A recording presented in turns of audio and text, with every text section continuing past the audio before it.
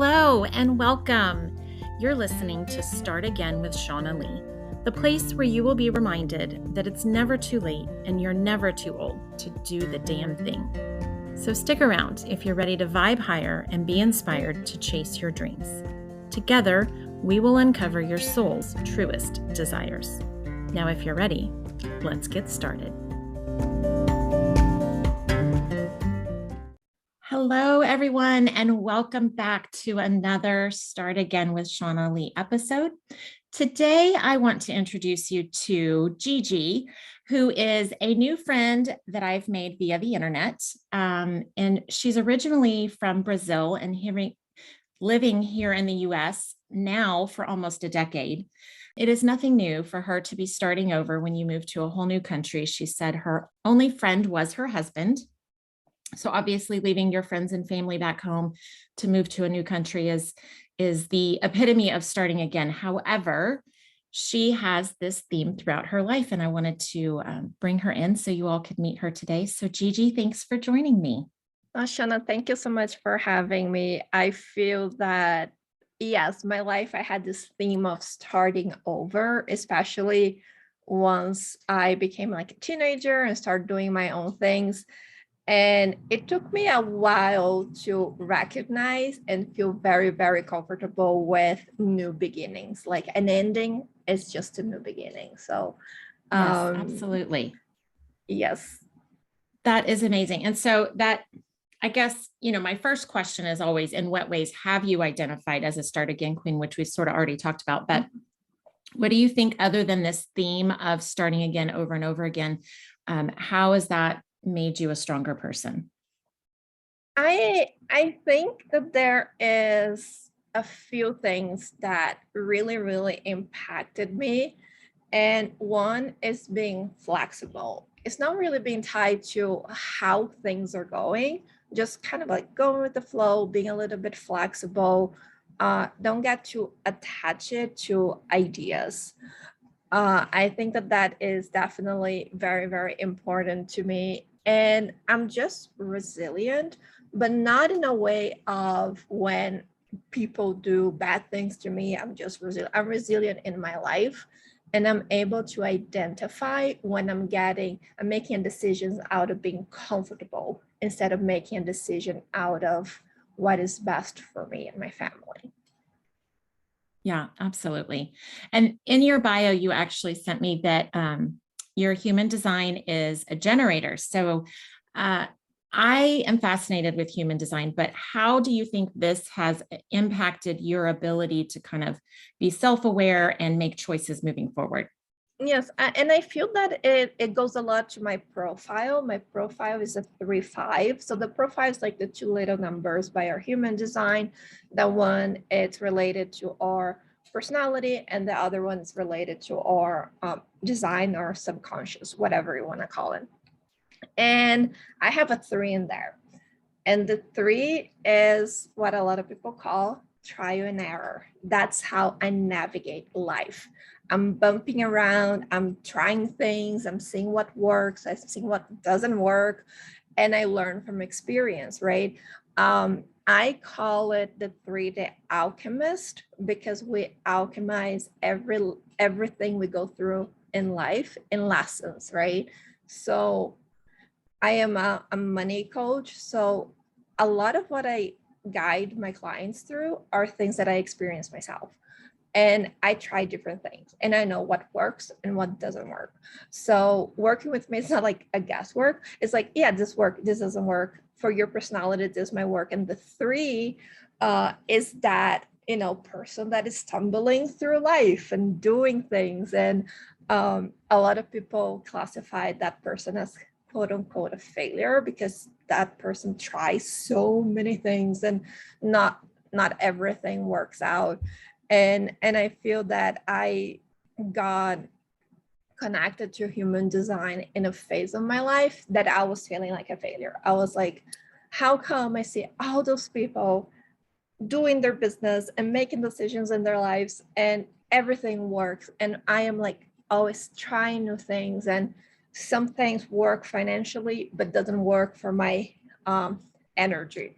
some things works for my energy, but doesn't work financially. So like, why am always like, I feel like in this like search for the perfect whatever. And I was in a moment that I was going to settle down for something that was working financially, but I didn't love it. And I got connected with a human design coach, and I started talking to her, and I was like, oh, now so many things about me make sense, because human design, we have the profiles, we have the types and the strategies and whatsoever, but there's so much in detail when you understand everything, like the gates, the channels, and everything else.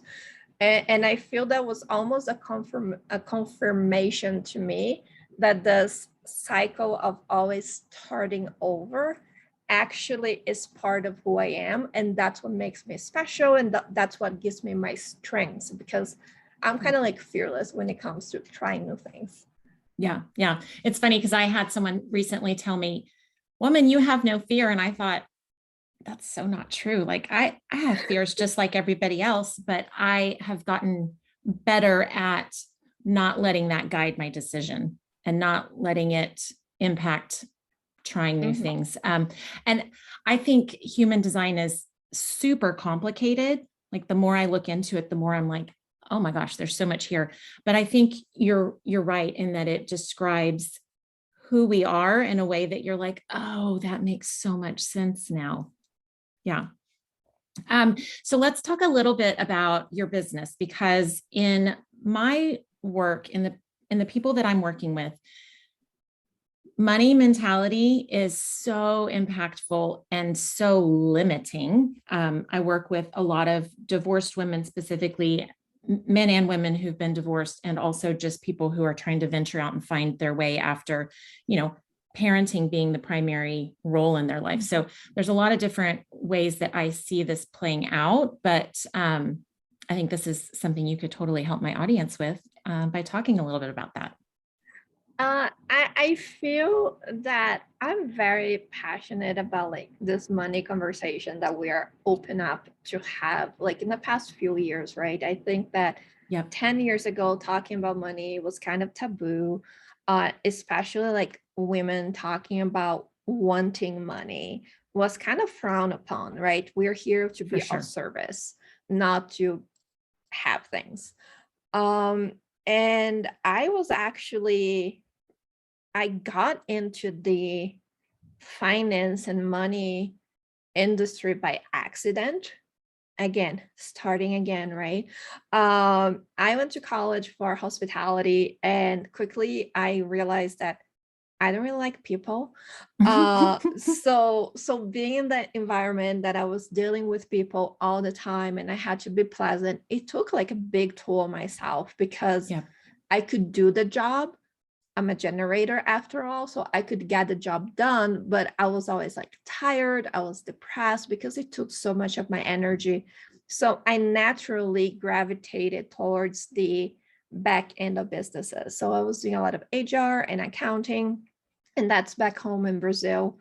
When I moved with my husband to the US, that was the second time I moved to the US, I kind of stumbled upon a job. A friend of a friend was looking for someone and part-time, and I was looking for a job. So I just got a job. The job grew pretty fast, and in a way that nobody expected. So I started as an ops manager, and then I started doing all the accounting for this startup business.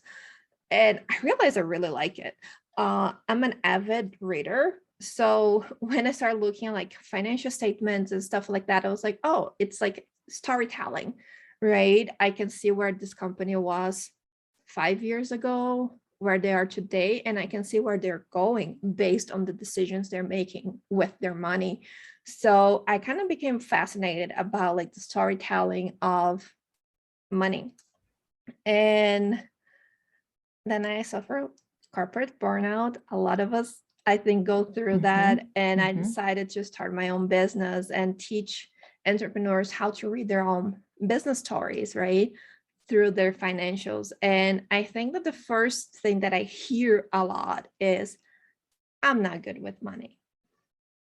And that's not truth, because I was not born being good with money. As a skill I developed because I was curious, right?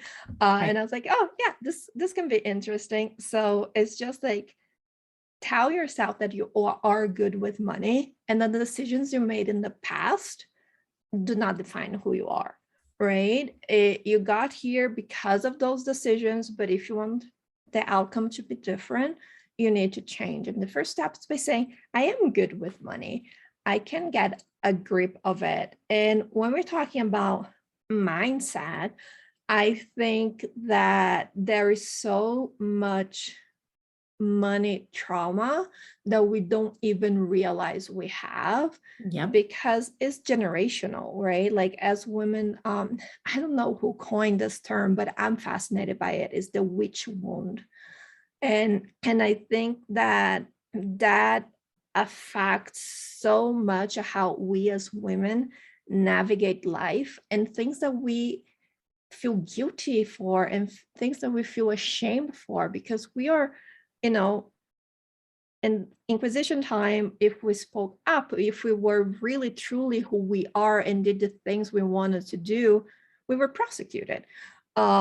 So there is that fear of claiming what we want, and that comes with to money also, because mindset is not like, my money mindset is in this little box, then my relationships mindset is the other box. How you deal with money is how you deal with most of things in your life, right? Because Absolutely. Yep. it's the same bucket. So I think it's almost like telling yourself the story that you are good with money, that you can change your ways if that's something that is difficult for you, but also seeing how the mindset goes through every aspect of your life, and how you can change those little things, because money can be a very fun thing to talk about and to look into it, if you're just curious about it and believe you're good with it. It's interesting. Everything you said, 100%, 100% accurate. I'm not familiar with the witch wound, though. I will have to go do some research and look that up. It makes sense, though, what you're referring to. And when I actually took a money mindset course, and funny enough, didn't manifest more money, but I manifested love, because I could very easily wrap my head around how that mindset was affecting the way I was interacting romantically with people in my past. And so as I shifted that, manifested a very different experience. But you're right, the mindset affects all aspects of your life, not just the one single bucket of money. But money is definitely a complex and loaded issue for a lot of people. And I feel that in so many ways, right? If you're talking about like our personal life, it manifests in different ways, especially if you're in a relationship or if you're ending a relationship. It can be very tricky to feel like this sense of worthiness. And then if you go to the other aspect, if you're an entrepreneur, that is also very challenging, because we see so many big numbers out there, like 6-figure months, 7-figure business, as if that is the indication of success, and your business is only successful if you reach that number. But the reality is that success, there's nothing to do with the money in your bank account, and your worthiness, there's nothing to do with the money in your bank account, right? And I think that this is a conversation that is very important to have, because it's so easy to make decisions to reach someone else's goal, but it's not your own goal. So what is the point? Yeah. So good. Okay. So when you look back over your entire story, what do you think is the most inspiring part of it? I honestly don't find myself that inspiring. I feel I'm very regular, like a regular person, but I think that how I was always able to make decisions for myself instead of making decisions for other people.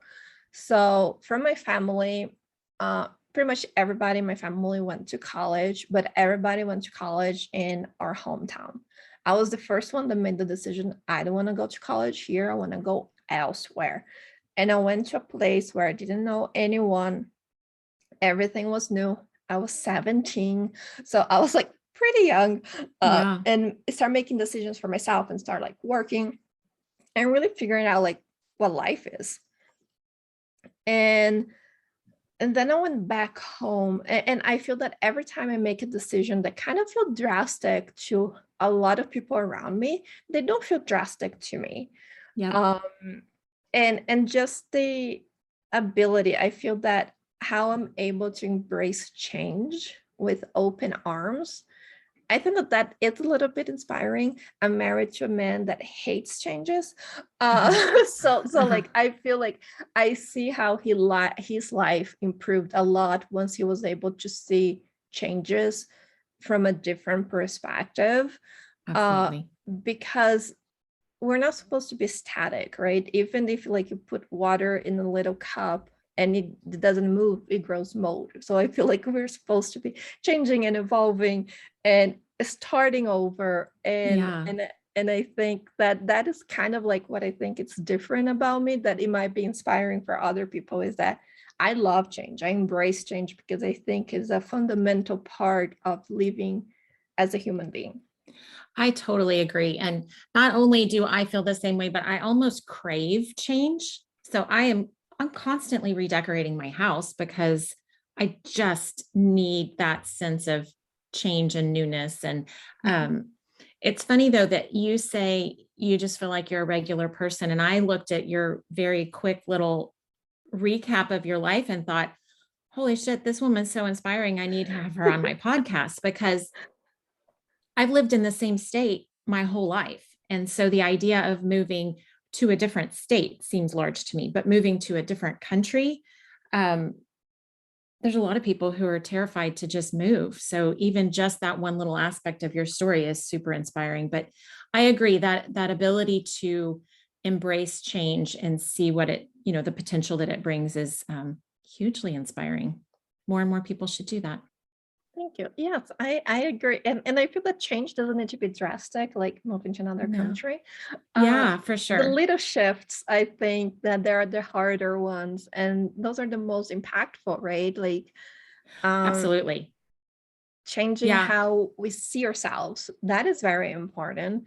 Changing how we act in life, and all those little things. And starting a new job, starting a new career, doesn't matter how soon or how late in your life that is, those Yeah. little changes can be so impactful and bring so much freshness.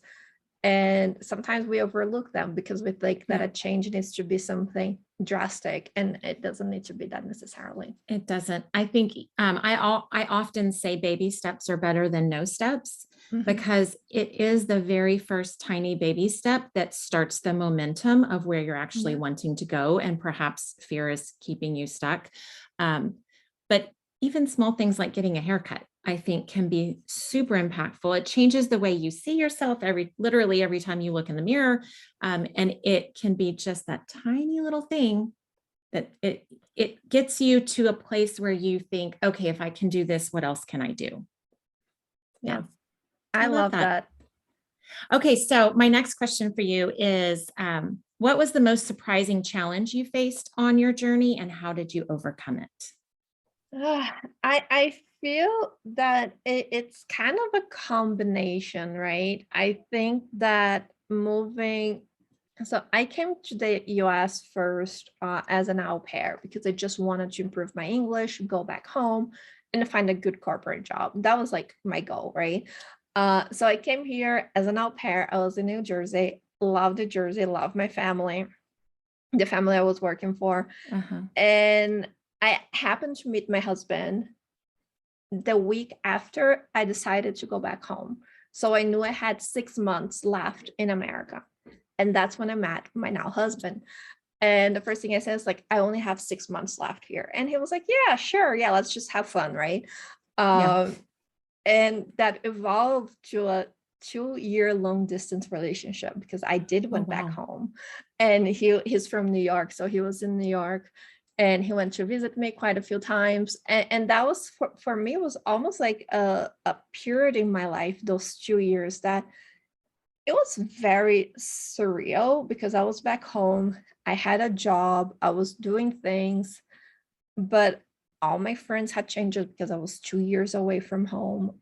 Everything changed, right? Like Mhm. people got married, people got divorced, people had kids and Mhm. changed jobs and moved cities. And I'm like, oh, wow, yeah, this is different. And I was in a position that I like working. I had a job, but I didn't know how much of a job I wanted because I didn't know if I was going to stay home, right? So it was like this kind of weird period of my life. And then when my husband and I decided to get married, we applied for fiance visa and all the good stuff, like legalities. And when I moved back, it was almost a decision. I was like, yeah, of course we're doing this. Like we didn't have nothing holding us back in the decision of being together. And being in the US made more sense because my husband doesn't speak Portuguese, and I speak English. But once I was here, we went to New York, we were in New York City. It was kind of very challenging. And one thing that I didn't really expect was that I had no friends. Mhm. Like my husband was Mhm. my friend. He has his friends, and his friends are great people, but they're his friends, they're not my friends. Right. And the cultural differences of marrying into a different family dynamics, right? I come from a very large family. We are, Brazilian, we're overall Catholic, but we don't really practice, but like we're like big and inviting and warm. The more the merrier. To be married to a family that is quite the opposite. My husband is an only child. For them, the family is just them. Yeah. And like I always felt like that outsider, and I was like, oh, I expected his family to welcome me as my family welcomed him. And that was definitely a challenge at first, and I thought that there was something wrong with me as a Mhm. person. And it took me years. I've been with my husband for over 10 years now. It took me years to understand that it's just a different culture and that Yeah. I'm not going to change them. It doesn't matter what I do, they're never going to be like my family because the different culture is a different dynamics, and Yeah. that there's no right or wrong. It's Oh, just, that's a huge one. yes, it's just being able to accept that this thing about this family that I marry into, because when you marry someone, you just don't marry the person, you marry the Nope. family, right? You do. uh, Yes, absolutely.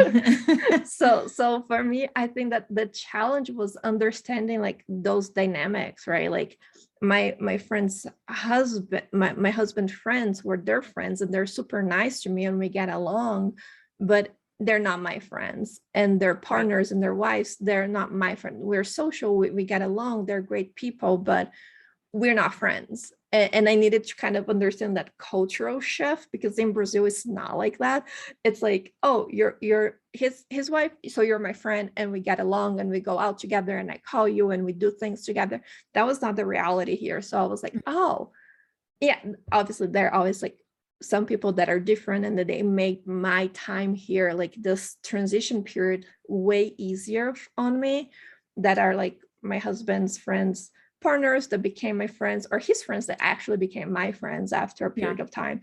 But just understand, I feel that to overcome is understanding that there's nothing wrong with me in that situation, and there's nothing wrong with the other people in the situation. Is just different cultures and is a different dynamics, and I just needed to really see as what it is and accept it and move forward, right, without expectations.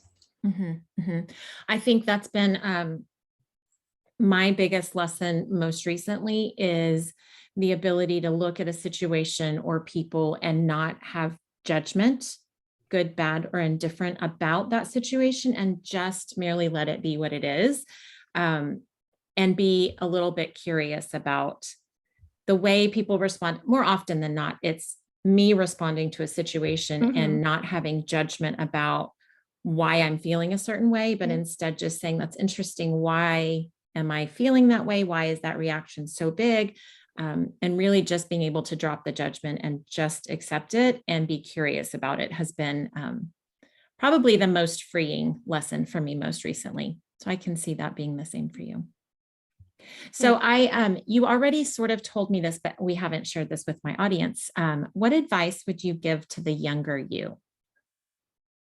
Just do things. Be a little bit more fearless. I think that every decision I made was kind of like outside of the box, but was full with fear, right? It was like I made a lot of fear-driven decisions. Yeah. Or even like, I just want to do things different. So I'm gonna go to the polar opposite of everybody is doing. And those are not always the best decisions. So I think it's like be less fearful of things and just go for it, because I think that every lesson I learned made me who I am and made me be able to navigate life in a full way, and made me be able to be like warm and welcoming and loving people and loving life, and be able to be very discerning about what is that I really want to do, what is best for me, because I know that when I do the best for me is the best for everyone around me, right? Because I'm just happier, I'm more joyful, I'm more, abundant and whatsoever. So I feel it's almost just make all your mistakes, and because you're going to learn from all of them, and it's definitely going to take you to a position in the future where you're very wise. Yes. Well, and it's funny when I talk to some of my friends who are parents, it is the hardest thing is to watch other people make mistakes when you can very clearly see that it is a mistake that's happening. But from where I sit now, my mistakes, and I use quotation marks, have been the best lessons for me. It is what has given me more wisdom and knowledge and experience to be able to, guide my next choices even better, that I've had to shift it a little bit and tell people, you don't want to take away the opportunity that mistake is giving that person. Like, let them make their mistakes, embrace your own mistakes, because that's where the juiciness of life comes from, I think. Yeah, and I am not a parent. I have 3 cats, no human child, but I see that a lot with parents. Like most of my clients are parents, are moms, and there is that thing about sheltering, so they don't feel pain, they don't feel disappointment, they don't feel heartbreak. But then you grow up to be an adult that don't know how to deal with uncomfortable emotions, right? I think that a little bit of, obviously, if your child is doing something that is physically dangerous to them, sure, of course you're going to say something. But I feel like those little things, like little heartbreaks of life, it's so necessary. So we are able to put in perspective everything, the good and the bad, because unpleasant emotions are that they're just unpleasant, and if you know how to identify them and overcome them, life becomes so much more joyful. Yeah. Well, and that's, we came here for all of it, not just the good stuff. Yes. Yeah, exactly. Well, so I have 2 more questions, and the next one I want to go back to, just because you said you and your cats, because how can people find you? Oh, yes. My business is My Cats and Me. So I am mycatsandme.com. On Instagram, I am hello_my_cats_and_me. And I know it's a very unusual name.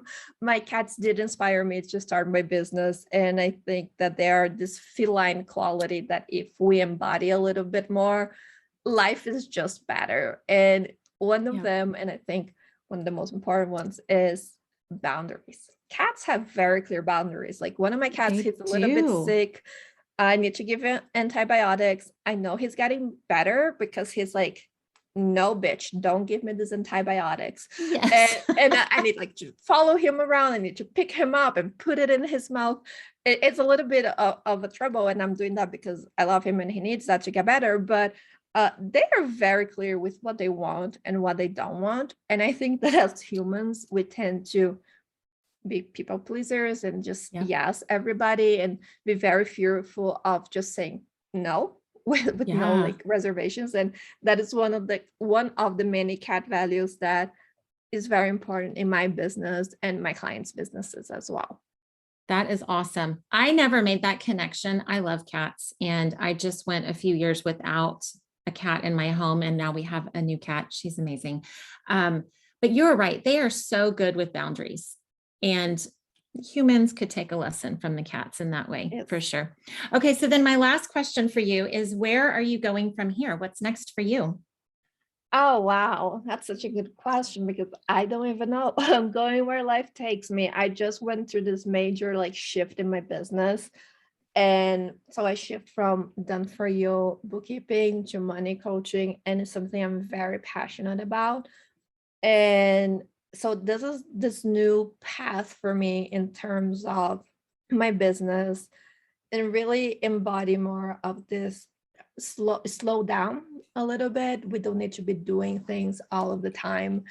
I think it's so easy to be caught up being busy. Mhm. So I think this next phase for me is really move forward with my money coaching business and slow down a little bit. I love that. I love that. Well, I have very much loved our conversation today, and it has been such a pleasure to get to know you. And thank you for spending time with me. Well, thank you for having me. It's been such a pleasure to share a little bit of my story with you. Absolutely. Okay, listen. Are you struggling to find what your true purpose really is? You should try journaling. At the very least, it will get you to a better feeling place than where you are right now. I've created a set of journal prompts to get you on your way to discovering who you truly are and where you want to go from here. My free download is called Journal Yourself to Joy, and it's available at shaunalee.com under Free Stuff. These are my tried and true journal prompts that will raise your energy, increase your positivity, and brighten your day. Download yours today.